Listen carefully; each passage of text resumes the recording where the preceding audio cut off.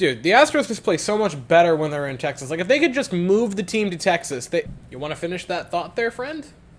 No, thank you. You can have the spotlight now. I'm good.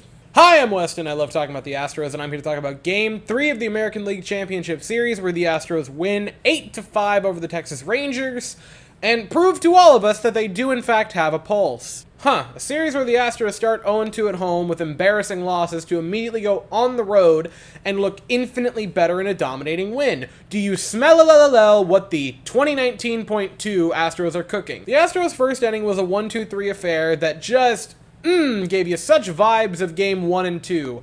Altuve with a super deep fly ball, almost 400 feet, 396 if I'm not mistaken, and an out along the warning track. Brantley strikes out, which was unfortunate. He had a bad night offensively, but a really beautiful catch defensively. Then Alex Bregman steps up, another really deep fly ball, but it's for an out, and you think, wow, it's going to be Game 1 and 2 all over again. But the offense begins to cook in the second inning. Because in the second inning, the Astros, for roughly like the 429th time this series, load the bases. Martin Maldonado steps up with 2 outs. Wild pitch, and the Astros take a 1-0 lead off of Max Scherzer bouncing one into the dirt. That is a very fitting way for the Astros to take their first lead of the series. But then, Martin Maldonado builds upon it. A really nice hit. Almost a hustle double, was just barely out by a hair, but a couple of runs come home, and the Astros have a 3-0 lead in this game, and you're starting to feel pretty good about yourself. And then you feel better about it in the third inning, because Jose Altuve, a solo home run, his 25th career postseason home run. Again, there's no one to beat until he touches Manny. He's second, and there's some room. I want to say he was second with like 20 or 19, so there's some time between the two of them. If they go on to do the thing this season, or even just go on to go to Game 7 of the thing this season, I really think Altuve might pass him. I could see it happening this year. At the very least, I would bet a very large sum of money on Jose Altuve finishing 1 all-time. Number 25 falls. There's only a few more between him and Manny. The Astros have a 4-0 lead. And then in the fourth inning, Mauricio Dubon, they call him Doobie the way he smokes the ball. 3 hard hit balls tonight for him. 3-hit night for Mauricio Dubon, by the way. He's looked fantastic in his short sample size in the postseason. And the Astros have a 5-0 lead. And you kick your feet up. You think, all right, no problem. The Astros are in business. And then a 2-run home run for Josh Jung makes it 5-2. Please don't do the thing. But hey, no worries, no worries. In the 7th inning, the bases get loaded for the 430th time, and Yordan Alvarez, Mr. Clutch, a 2 RBI single, and the Astros have a 7-2 lead. That 5-run lead is restored. Why is Josh Jung looking like that? You like 5-run leads diminishing due to Josh Jung? This game is full of them. And then sticking with the theme of responding, Jeremy Pena with an RBI single. 8-4, cool. And then Adolis Garcia with an RBI single, 8-5. Not as cool. 9th inning comes, Ryan Presley gives up a walk, despite the fact that there was a very clearly a swing that should have ended that at bat. But you know what? It's okay. Gets the next guy on strikes, and a double play ends the game, in the Astros, following 2 embarrassing losses in Game 1 and 2, respond with a very, very good Game 3. That at least gives them a little bit of life. Now, the Astros offense is the big story for the night, and we will start with it because they were great and they were unlucky. 8 runs on 12 hits, an expected batting average at .383. Michael Brantley and Alex Bregman combined to have 4 hard hit balls and go 0 for 9. They were getting unlucky, but they really got some good bat to ball. It was going deep and it was going fast. You had Martin Maldonado, who started the action offensively. Altuve had the big home run and a couple of base hits in this game. Alvarez had a couple of base hits and a couple of RBI. Mauricio Dubon with the 3-hit game was magnificent. Tucker was questionable. He had a double at the end, even though it didn't really matter because Yordan Alvarez got gunned down heading home. He walked 3 times, but I said it in the live stream, I'm not sure you start Tucker tomorrow. I think McCormick needs another start. You can't take Dubon out of this. Yordan Alvarez can't go anywhere. You can debate if you want to sit Brantley for a game or Tucker for a game, but one of the two of them needs to have a night on the bench. And I don't mean that in a terrible way, but You're facing game 4 where you can either tie the series or go down 3-1 and basically be behind the 8 ball. You got to start the best guy and start the hot hand.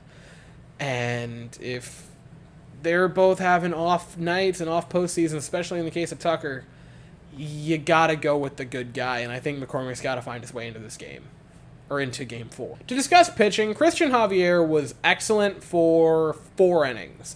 The 5th inning and the little bit of the 6th inning that he pitched got a little bit hairy. For a very long while, he had a no-hitter going in this game.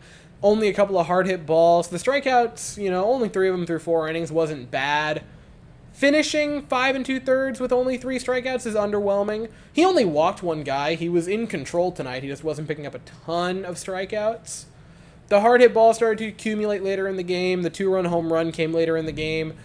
The 3rd hit, which was the double that Tucker totally misread, was just straight up not his fault whatsoever, and then that gave way to the beautiful play by Brantley. Javi pitched a really, really good game. When the Astros desperately needed someone to go relatively deep into the game and give them a chance offensively and not be down early and immediate, Javi pitched a great game for him. He really came up big. Neris was a pitcher that pitched. I'm not saying anything negative about Neris because he has looked good to this point. The 2-run shot isn't great.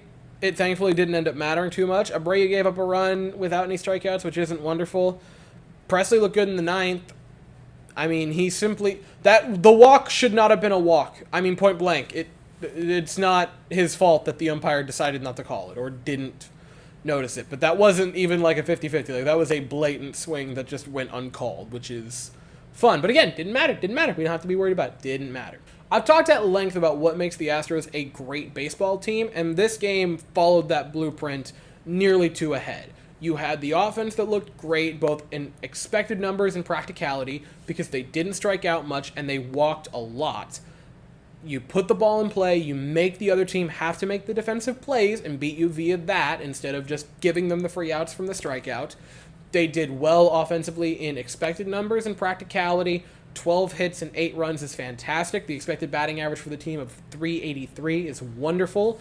You had some big guys throwing in there, like Altuve with the multi-hits and the home run, Alvarez with the multi-hits and the pair of RBI, but also towards the bottom end, Mauricio Dubon with 3 base hits. Kyle Tucker going 1 for 2 isn't great, but the 3 walks is fantastic.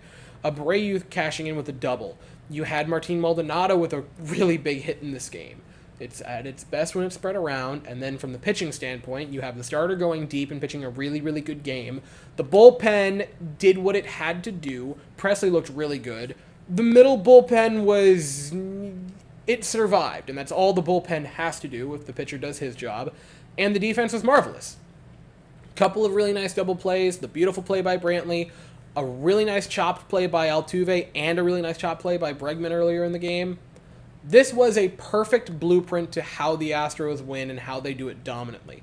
If they can continue to follow that, we might very well have a series on our hands. But this game was massive because it's a lot easier to see yourself digging out of a 2-1 hole where it's 2 there, 2 at home, versus a 3-0 hole, regardless of where the rest of it's being played. But getting it to 2-1, you can start to kind of see a little bit of a light at the end of the tunnel for the team. So, they go again tomorrow, same time, 8:03 Eastern, 7:03 Central. They just updated it. As I looked down, it went from blank to a picture. The Astros are sending Jose Urquidy to the mound.